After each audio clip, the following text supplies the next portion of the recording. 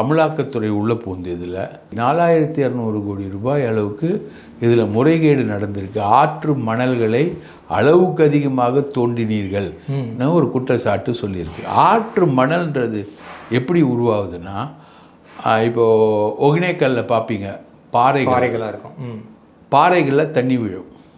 அந்த பாறைகளில் விழக்கூடிய தண்ணி அந்த பாறைகளை அரிக்கும். அப்படியே கொஞ்சம் கொஞ்சமாக கரைச்சிட்டு வரும், கொஞ்சம் கொஞ்சமாக கரைச்சிட்டு வரும். இந்த மாதிரி கரைச்சிட்டு வர்றது பல 10 வருடங்கள் ப்ராசஸ் ஆனப்போ தான் மணல் உருவாகும். அந்த மணல் தான் இயற்கையாக கிடைக்கக்கூடிய மணல். அந்த மணல் தான் இவங்க எடுக்கிறாங்க.